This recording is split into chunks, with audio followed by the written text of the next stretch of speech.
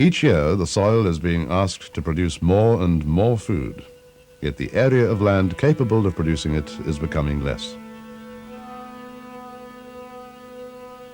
By the year 2000, the world's population would have grown by another 50% to 6,000 million. But evidence on land degradation throughout the world raises serious doubts whether there will be enough fertile soil left by the turn of the century to meet food demands. This year alone, wind and water will remove 20 billion tons of soil from fertile land. And 25 million hectares will be seriously degraded through flooding, salinity, and decline in soil structure.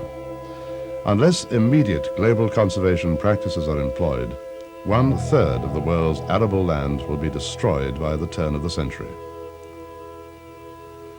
Nature can produce 10 millimeters of soil by weathering rocks in 100 to 400 years. Yet a century of nature's production can be cast aside in 24 hours. It's not agriculture itself which is causing land degradation, so much as farming the land beyond its capability. The soils of our continent are extremely vulnerable to erosion, and we must change our present farming methods if we are to survive as an agricultural nation. In a study taken in the Queensland Wairima district, most soils had a life expectancy of less than 200 years, if no conservation practices were implemented, while 23% of soils had an expected life of less than 100 years.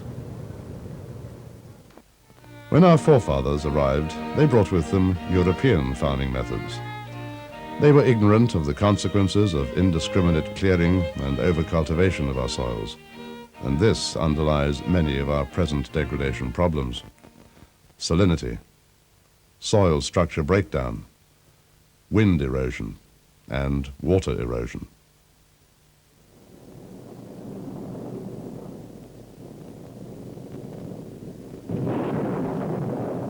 Natural vegetation protects soils from the degrading forces of wind and water. Remove this vegetation and soils are exposed to serious erosion.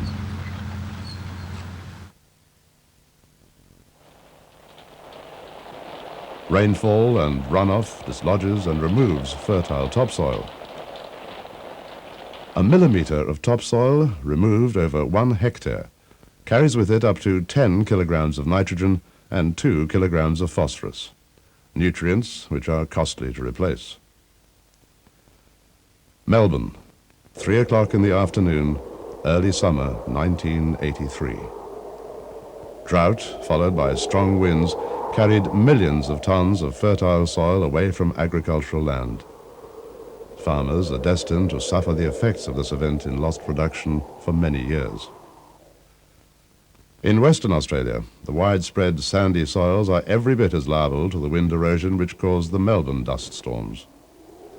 Each centimetre of soil loss reduces crop yields by up to 20%.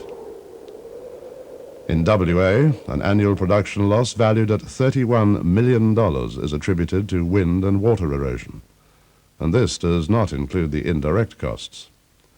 Water erosion causes blocked pipes and culverts, streams polluted with silt and nutrients, paddocks dissected by rills and gullies.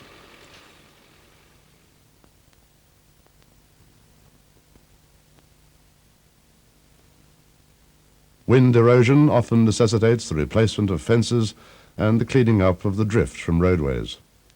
There's also a considerable amount of cleaning up required to remove dust from homes and other buildings. The most obvious form of soil degradation in the Western Australian agricultural landscapes is salinity. The rate at which previously productive farmland is being taken over by salinity is alarming.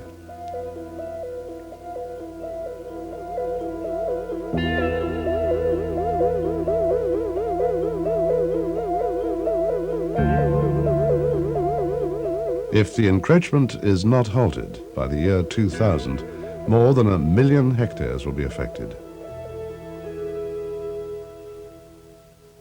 In the wheat belt, up to 600 tons of salt are stored in the soil on each hectare of land. Removal of vegetation leads to a rise in groundwater, and this carries up salt stored in the soil, affecting plant production and the quality of water in dams and freshwater streams.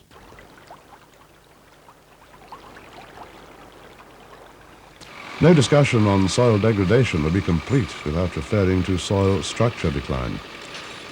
Many Western Australian farmers are experiencing a decline in productivity due to soil structure deterioration.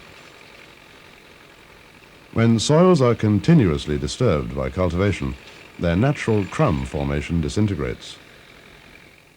The number of soil pores are reduced, and so their structure declines. Soils become more difficult to work, and plant growth is adversely affected. Constant pressure of heavy vehicle traffic also takes its toll on the soil. Certain soils develop hard pans, resulting in less water penetration, poor plant root development, and a general decline in such productivity. Reduced cultivation can mitigate these problems. Water erosion, wind erosion, salinity, and soil structure decline have become widespread soil degradation problems in Australia since settlement, a mere 200 years ago. Without halting the present tempo of agricultural turnover, we now have many of the techniques to maintain productivity without damaging the source of that productivity, the soil. The techniques can be placed under the broad heading conservation farming. Conservation farming involves planning land use to match land capability and adopting management techniques to ensure soil productivity is not only maintained but improved. Such planning guides the institution of cultivation, grazing, and general management techniques to minimize soil degradation and assist to capitalize on consequent increases in soil fertility. A useful starting point is the preparation of a farm plan with the help of the Soil Conservation Branch. Another water course, a couple of dam sites there. Plans differentiate areas requiring different types and intensities of land use and indicates the need for such conservation measures as windbreaks, shelter belts, and soil conservation structural works. Plans aim to match productivity with land capability.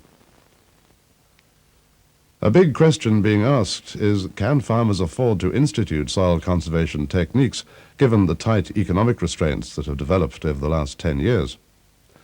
Well, evidence suggests it's not so much a question of whether farmers can afford to conserve the soil as to whether they can afford not to.